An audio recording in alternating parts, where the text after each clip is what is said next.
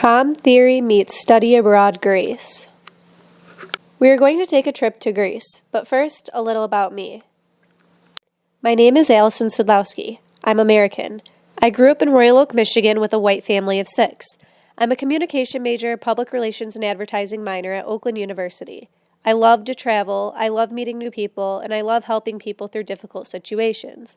For the sake of this presentation, I will give 2 major aspects of my life as they easily apply to my example.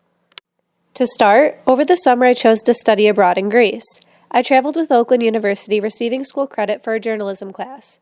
Our task while in Greece was to work with Syrian refugees. Each student crafted a scope to focus on. We were to visit refugee camps with questions ready to conduct interviews for podcasts, videography, press releases, and more. Furthermore, I lost my best friend last summer. He committed suicide at just 19 years old. His name was Julian. While in Greece, I decided to narrow my scope to suicide and depression in memory of him. Before we begin, I would like to briefly describe one tradition, one context, and one approach of communication. I strongly believe that we utilize all communication traditions and many combinations of context.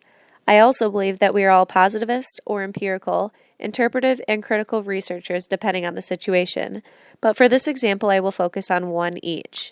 Tradition allows for theorists to be divided into categories based on a way of understanding oneself, individuals, or even a culture in communication. In this example, I follow the socioculture tradition. Socioculture tradition. Socioculture tradition is how we communicate with people in various cultures. Throughout conversation, we adapt. We use our history and background alongside norms, beliefs, and values to help guide the conversations while keeping an open mind, allowing room for new rules, norms, roles, and understanding coming from a different culture. Our interactions with various cultures allow for new realities that are subjective. We communicate with people of different culture every day, but we don't always take away the same perspective. Context refers to the environment a conversation takes place in. Within interviews, I utilized interpersonal. Interpersonal is face-to-face communication. It allows for relationship building, maintaining, and fading. Approach provides insight to the thoughts and communication of researchers. I fall under the interpretive approach. Interpretive approach. Interpretive approach accounts for the participation of the researcher in the research process. Values are of major importance when it comes to this approach. An interpretive researcher believes that their values should be laid out as a courtesy to readers because it will subconsciously mutate the research conducted. They are not concerned as much with scientific theory or collected data, but rather an intriguing description of a particular topic. A lot of voice is put on participants. This approach is subjective. It aims to explore relevancy by focusing on individual cases. When configuring a type of approach, it is helpful to use 3 basic questions as a guide. 1. What is the nature of reality? 2. How do we know? 3. What is worth knowing? An explanation will be provided within the following example. So Com Theory meets Study Abroad Greece. While studying abroad in Greece, I was subconsciously interacting with socioculture tradition close to hand. Before departing for Greece, I had very stern beliefs, values, and norms that fit very strictly to my American white family-centered culture. Not only was I about to enter Greek culture, where the beliefs, values, norms, and even language differed, but I took it one step further entering refugee camps. Most of these people were from Syria. We were meeting in a new culture with very differing backgrounds.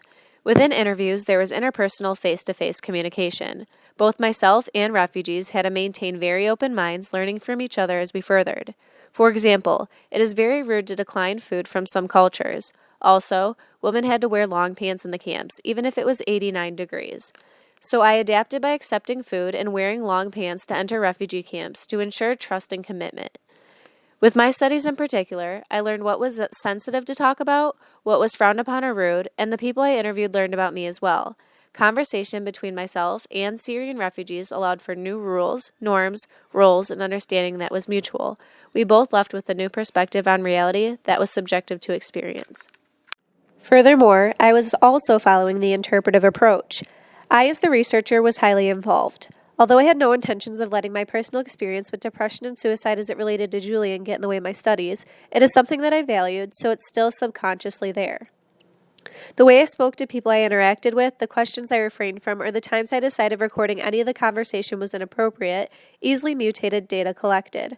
My research was not focused on numbers or data, but on an intriguing experience of suicide throughout camps as refugees told their story through their own voice. I was focused on finding the perfect story in order to explore the relevancy of suicide and depression throughout the world. This is the main reason the interpretive approach is my favorite. Rather than a sum of people being grouped together with a number, someone's individual story is shared. So what was the nature of reality? It would be my job as the researcher to create the reality of suicide and depression as it relates to refugees amongst Greek camps. Everyone has a different story. It is the researcher's responsibility to reflect the reality of it. How do we know? Acting in an interpretive approach, I would provide follow-up questions with refugees that I interviewed to ensure they did not feel obligated to reply in a structured way.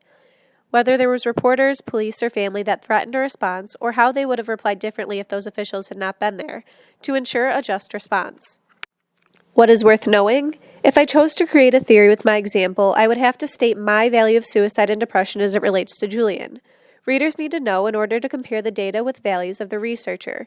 Values have to be acknowledged. In conclusion, there are aspects of communication theory everywhere in our lives.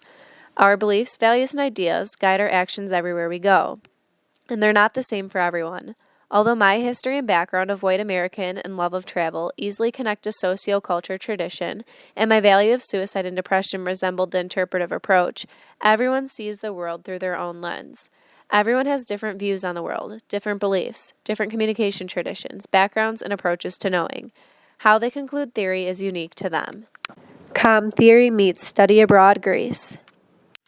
All definitions, terms, ideas, and theories utilized throughout this presentation were influenced from Richard West and Lynn H. Turner's 5th edition Introducing Communication Theory, Analysis and Application.